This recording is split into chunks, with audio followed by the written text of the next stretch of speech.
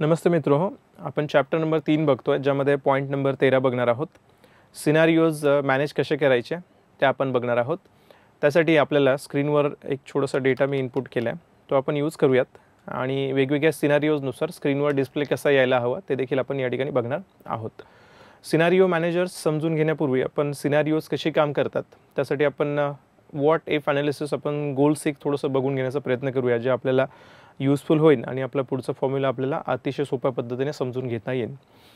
या ठिकाणी बघा, एक सेल्समॅनची एक फाईल आहे जो कन्सिडर करूया की आपण 50 रुपये किंमत असलेली एक वस्तू विकतो आणि दिवसातून काही वस्तू विकल्यानंतर त्याला एक सर्टन अमाउंट ऑफ बिझनेस आपल्याला तो जनरेट करून देतो आहे।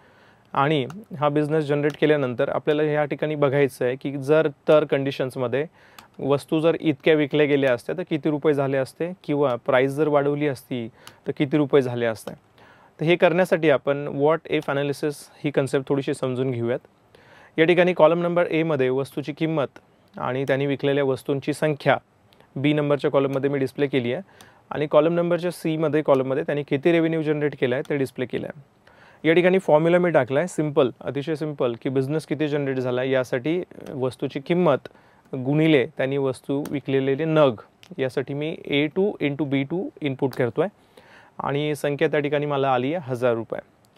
आता या 1000 रुपयाच्या ठिकाणी मला समजा 5000 रुपये आउटपुट हवं आहे आणि यासाठी मी युनिट्स वाढवण्यासाठी प्रयत्न करतो आहे, याचा अर्थ जास्त वस्तू विकाव्या यासाठी मी प्रयत्न करणार आहे। तर चला आपण चेक करूया की एक्सेल या ठिकाणी आपल्याला कसं मदत करू शकतं। तर जुन्या या ठिकाणी जर बघितलं 50 वस्तूची किंमत आणि 50 रुपये किंमत आणि 20 वस्तू विकल्यानंतर 1000 रुपये या ठिकाणी डिस्प्ले येतो आहे। आता मला या डिस्प्लेमध्ये 1000च्या ठिकाणी 5000 हवं आहे आणि 5000 जर मला हवं आहे तर माझ्याकडे दोन ऑप्शन्स आहेत। पहिलं ऑप्शन, एक तर मला वस्तूची किंमत वाढवावी लागेल, किंवा दुसरं ऑप्शन सेम किमतीमध्ये मला ज्या वस्तू विकल्या आहेत त्या वस्तूंची संख्या मला वाढवावी लागेल।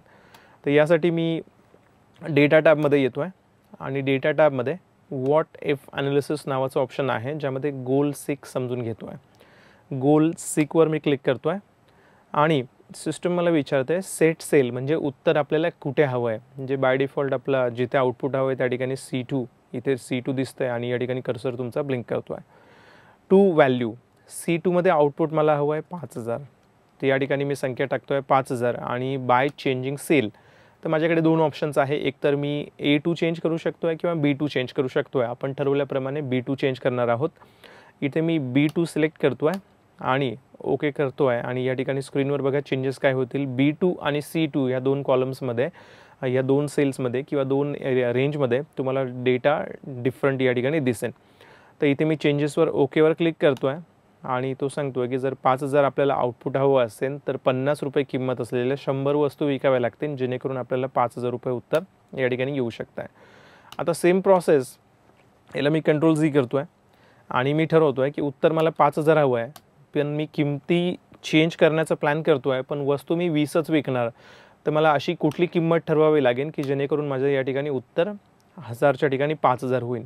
तर या ठिकाणी मी डेटा टॅबमध्ये येतो आहे, what if analysis, goal sick आणि सेट सेल म्हणजे उत्तर हवं आहे मला C2 मध्ये उत्तर हवं आहे 1000च्या ठिकाणी 5000 आणि by changing the sale me price change करायचं ठरवलं आहे, मग मी A2 वर क्लिक करतो आहे आणि या ठिकाणी जस्ट ओके करतो आहे।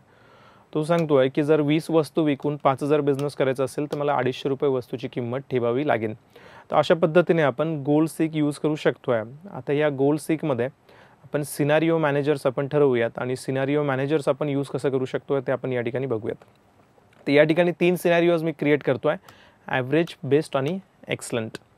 ॲव्हरेज, बेस्ट आणि एक्सलंट। आता मला C कॉलममध्ये चेंजेस हवे आहेत आणि ॲव्हरेज, बेस्ट आणि एक्सलंट असा सिनारिओ मी क्रिएट करतो आहे। या ठिकाणी same process, data tab, what if analysis, scenario manager या ठिकाणी यायचं आहे। ऑलरेडी मी या फाईलमध्ये ॲव्हरेज, बेस्ट, एक्सलंट हे मी ऑलरेडी क्रिएट केलं आहे। या ठिकाणी मी याला एडिट देखील करू शकतो आहे किंवा नवीन ॲड देखील करू शकतो आहे। आपण स्टेप बाय स्टेप सगळे बघूयात। जर समजा या ऑलरेडी क्रिएटेड फाईलमध्ये मला काही एडिट करायचं आहे तर या ठिकाणी मी येणार आणि या ठिकाणून आपण चेंजेस करण्याचा प्रयत्न करूयात। आपण ठरवूयात की आपल्याला चेंजेस करायचे आहे की वस्तूची युनिट्स चेंजेस करायचे आहेत, तर या ठिकाणी आपल्याला B2चा रेफरन्स याला द्यावे लागेल। आपण जर पुन्हा या ठिकाणी जाऊन चेक केलं सिनारिओ मॅनेजर आणि कुठलाही यातला सिनारिओ बघितला आणि त्याला एडिटवर क्लिक केलं तर तो चेंजिंग सेल आपल्याला B2 दाखवतो आहे, कारण ऑलरेडी त्या ठिकाणी मी सिलेक्ट केलेला आहे।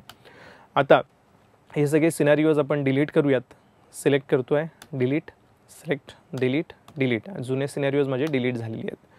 मी व्हॉट इफ अनालिसिसमध्ये येतो आहे, सिनारिओ मॅनेजर, आणि या ठिकाणी ॲडवर क्लिक करतो आहे. तर सिनारिओचं नाव आपण या ठिकाणी देऊ शकतो आहे. पहिला सिनारिओ मी नाव देतो आहे ॲव्हरेज, आणि चेंजिंग सेल C2च्या ठिकाणी मी B2 सांगतो आहे. ओके करतो आहे. तर या ठिकाणी तो विचारतो आहे B2मध्ये आपल्याला किती आउटपुट हवं आहे. जर मी 40 वस्तू विकल्या तर तो ॲव्हरेज सेल मी कन्सिडर करेन. एक्झाम्पल म्हणून मी या ठिकाणी 40 टाईप केलं आहे, याला ओके केलं आहे. सेम प्रोसेस मला नवीन सिनारिओ ॲड करायचा आहे, आणि या ठिकाणी मी त्याला सांगेन की बेस्ट सिनारिओचं नाव देतो आहे बेस्ट, चेंजिंग सेल B2 या ठिकाणी आहे, याला ओके करतो आहे. आणि या ठिकाणी सांगतो आहे की 40 वस्तू विकल्या तर तो ॲव्हरेज आहे, पण जर 60 वस्तू विकल्या तर तो बेस्ट सेल ठरेन. आणि त्यानंतर पुन्हा एक सिनारिओ मी ॲड करतो आहे. या ठिकाणी त्याला नाव देतो आहे एक्सलंट, आणि जस्ट चेंजिंग सेल B2 याची काळजी घ्या. ओके क्लिक करतो आहे, आणि तो सांगतो आहे की किती वस्तू विकल्या तर तो एक्सलंट कन्सिडर करेल. मी सांगतो आहे 100. ठीक आहे. आता या ठिकाणी 3 सिनारिओज मी क्रिएट केलेले आहेत, जे सिनारिओज व्हॉट इफ अनालिसिसमधून सिनारिओ मॅनेजरमधून क्लिक केल्यावर मला हे 3ही सिनारिओज या ठिकाणी डिस्प्ले करत आहे. तर जर या ठिकाणी मी ॲव्हरेज सिनारिओवर क्लिक केलं, ॲव्हरेजची रिक्वायरमेंट जर तुम्ही बघितलं तर 40 वस्तू विकल्या तर त्याला आपण ॲव्हरेज या ठिकाणी ठरवलेलं आहे. B2मध्ये चेंजेस करून 40 वस्तू विकल्यावर तो ॲव्हरेज कन्सिडर करेन. आणि बेस्ट सिनारिओला आपण संख्या चेंज केला आहे, एक्सलंटला देखील आपण चेंज केला आहे. समजा मी ॲव्हरेजवर क्लिक करतो आहे आणि या ठिकाणी शो ऑप्शनवर क्लिक करतो आहे, तर या ठिकाणी स्क्रीन माझं ऑटोमॅटिक त्या संख्या युनिट्स सोल्ड 40 करतं आहे, आणि बिझनेस 250 गुणिले 40 मला या ठिकाणी 10,000 दाखवतो आहे. मी समजा बेस्ट ऑप्शनवर क्लिक केलं आणि शो ऑप्शनवर क्लिक केलं, तर तो सांगतो आहे की 60 वस्तू जर आपण विकल्या तर त्याला आपण बेस्ट कन्सिडर करतो आहे. तर 250 गुणिले 60 तो सांगतो आहे 1.5 लाखाचा बिझनेस, 15,000चा बिझनेस या ठिकाणी झालेला आहे. सेम प्रोसेस मी एक्सलंटवर क्लिक करतो आहे आणि शो ऑप्शनवर क्लिक करतो आहे. आउटपुट तो 100 युनिट्स विकल्यावर आपण एक्सलंट कन्सिडर केला, तर 250 गुणिले 100 असं 25,000 या ठिकाणी दाखवतो आहे. समरी देखील तुम्ही या ठिकाणी बघू शकतात. समरी ऑप्शनवर क्लिक करून समरीचा पिवोट टेबल देखील तुम्ही करू शकतात. या ठिकाणी जस्ट क्लिक करा. आता या ठिकाणी डेटा माझा लिमिटेड आहे, त्यामुळे पिवोट टेबलचं युटिलायझेशन जास्त होणार नाही. तर सिनारिओ समरी देखील तुम्ही या ठिकाणी बघू शकताय. ओकेवर क्लिक केल्यानंतर आपल्याला सिनारिओची समरी या ठिकाणी तो दाखवतो आहे. असं चेंजेस केल्यानंतर एक सिनारिओ समरीचा एक वेगळा शीट तो क्रिएट करतो आहे, आणि त्या ठिकाणी मला डेटा तो दाखवतो आहे. तर अशा पद्धतीने आपण वेगवेगळे सिनारिओज क्रिएट करून आपल्याला हवं तसं आउटपुट आणू शकतो आहे.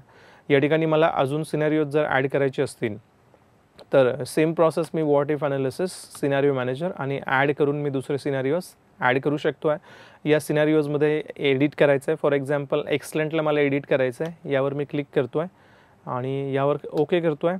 आणि इथे एक्सलंटची संख्या मी 150 वस्तू विकल्या तर त्याला एक्सलंट कन्सिडर करूयात असं मी कन्सिडर करतो आहे. ओके करतो आहे. आणि एक्सलंट सिलेक्ट केल्यानंतर यावर जस्ट शोवर क्लिक करतो आहे. इथे संख्या ऑटोमॅटिक 150 झाल्या, तर 150 गुणिले 250 याची उत्तर किंवा याची संख्येचं उत्तर येतं 37,500. तर अशा पद्धतीने आपण याला एडिट करू शकतो आहे. समजा मला याला डिलीट करायचं आहे, मी डिलीटवर क्लिक केलं आहे. एक मी डिलीट करू शकतो आहे. ॲड करायचं आहे तर नवीन सिनारिओज ॲड देखील करू शकतो आहे. तर असे सिनारिओ मॅनेजर आपण मोठा डेटा असेल तर त्या ठिकाणी त्याचं युटिलायझेशन करू शकतो आहे. थँक्यू.